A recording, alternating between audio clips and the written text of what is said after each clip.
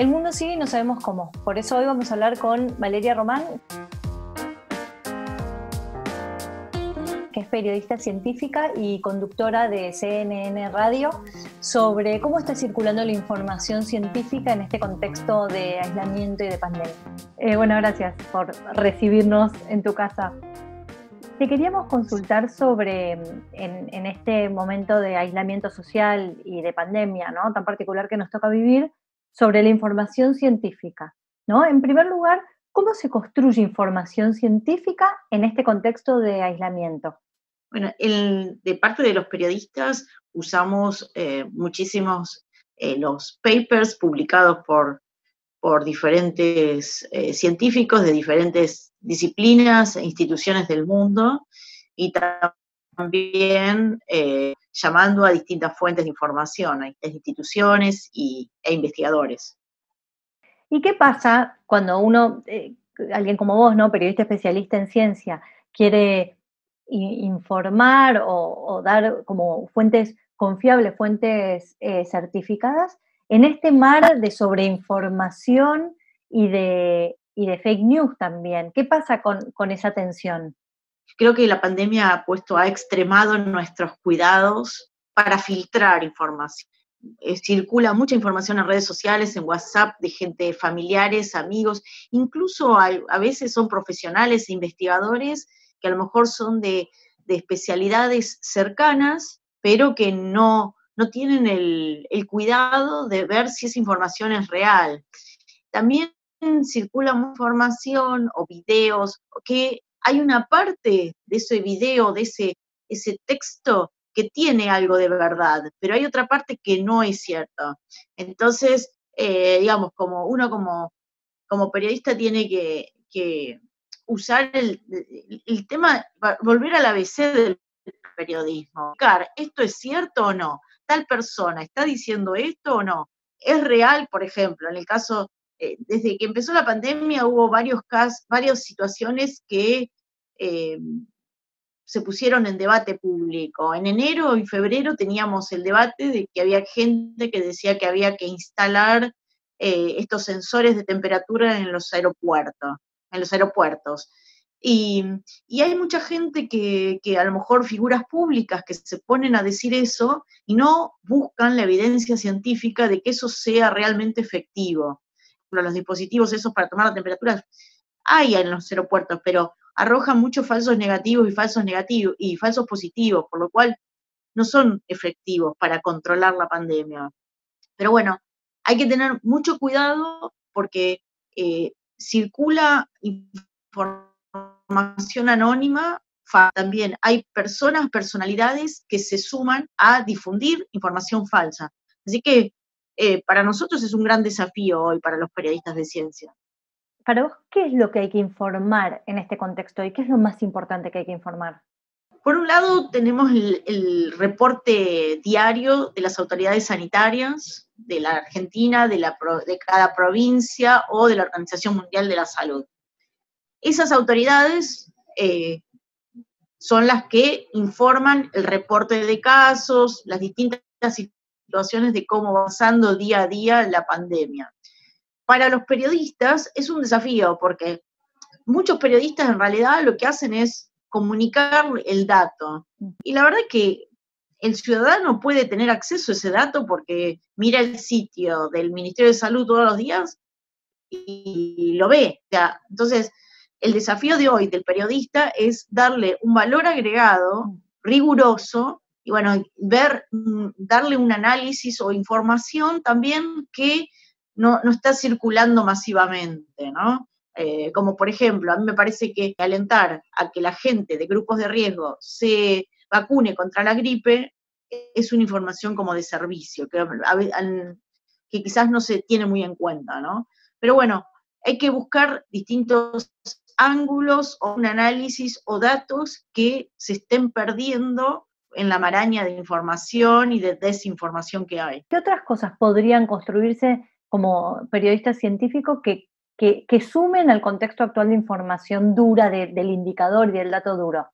Bueno, yo lo que estoy haciendo, tengo mi programa de radio en CNN Argentina, y es un programa semanal de ciencia, Entonces es un desafío decir, bueno, si todos los medios están en este momento hablando de pandemia, yo de qué hablo ahora una vez por semana.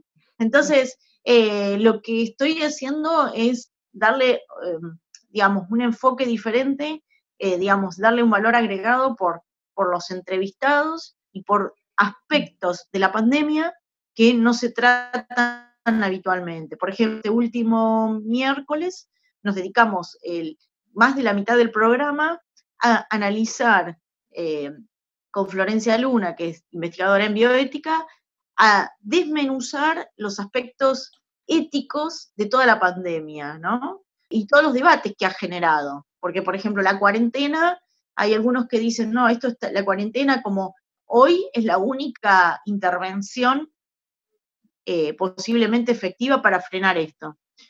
No tenemos vacuna, no tenemos fármaco, no queda otra que ir a una intervención de lo más básico, pero hay gente que lo pone como una tensión entre sus derechos individuales, porque le limita la posibilidad de andar por la ciudad. Bueno, entonces estuvimos desmenuzando todas esas tensiones. Por ejemplo, los test masivos que se hacen en Corea y que violan también la privacidad de las personas porque van, de alguna manera el Estado está controlando dónde están. También está el tema de no hay nada efectivo en tratamiento y se están probando un montón de fármacos.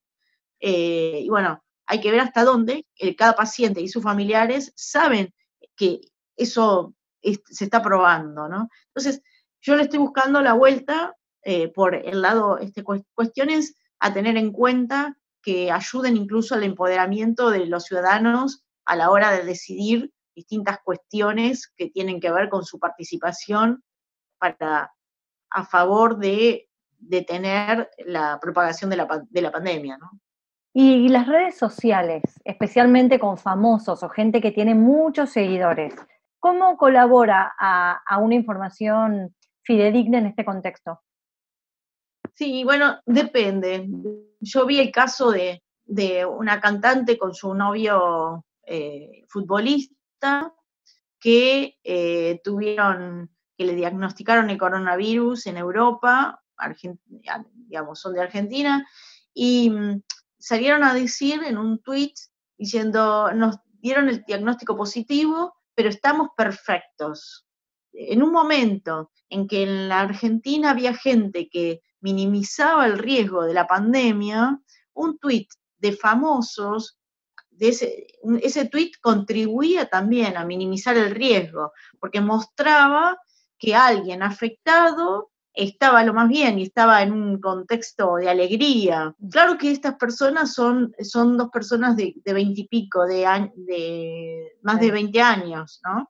Entonces, a mí me preocupa porque ese tipo de influencers tiene su llegada a adolescentes o a gente de 20 y pico, y si bien ese sector de la población no es el sector que más gravemente se enferma por COVID-19, sí es un sector que tiene mucha responsabilidad social porque son los que más se mueven y además están en contacto con los grandes, pueden estar en contacto con padres grandes o con abuelos o con abuelas, o entonces con tíos, entonces tienen su responsabilidad. Y además, por si fuera poco, estos mismos influencers, semanas después, creo que fue la semana pasada, los vi en otra red social, en Instagram, a uno de ellos contando lo mal que le había pasado por el coronavirus. Claro. O sea, es engañoso todo, porque es como un tuit que dice que están perfectos y después, semanas después, dice que la pasó re mal. Claro. Es como, me parece que el tema de las celebridades, no solo en la pandemia, es como que viene a veces mal en varias ocasiones. Ya hubo, por ejemplo, el tema de células madres con famosos que apoyaban campañas que iban para estafas con el uso de las células madre. Para mí, los asesores de comunicación de los famosos, de las celebridades o de los influencers deberían tener más cuidado en que esas figuras públicas no publiquen cualquier cosa sobre salud, porque pueden llevar a que la gente haga comportamientos que le son desfavorables para su salud. Valeria, y en este contexto de aislamiento y pandemia, ¿cómo está el periodismo? Mira, creo que también el periodismo hoy no solo está con el tema de que circula mucha desinformación, sino que hay varios temas que son, por un lado hay condiciones de precarización laboral tremendas, entonces eso también contribuye a que muchas veces el periodista no tenga tiempo para chequear la información. Y después, por otro lado, otro tema que yo lo veo como bastante grave es que en los medios audiovisuales principalmente hay profesionales que a veces vienen, incluso profesionales de la salud, que tienen un título médico habilitante, pero que no son especialistas en virología, ni en infectología, ni en epidemiología, y están como no están trabajando ahora, aparecen como para figurar en los medios audiovisuales y dicen opiniones que no están basadas en la ciencia. Entonces, hay periodistas que deberían tener en cuenta esto, porque le están dando voz a profesionales médicos que no saben de pandemia y que dicen cualquier cosa. Yo entiendo que ahora hay mucha dificultad para acceder a fuentes que tienen que ver con la pandemia, pero el tema es que están trabajando justamente. Entonces, muchas veces los medios consiguen a profesionales que no tienen nada que ver con estas áreas, pero el riesgo es que esos profesionales salen hablando y diciendo recomendaciones que no están basadas en evidencia. Bueno, muchísimas gracias, Valeria, por tu tiempo y trabajar este tema de la información, que en este momento es uno de los pilares, ¿no?, más fundamentales en relación al cuidado y a la prevención. Te agradezco muchísimo.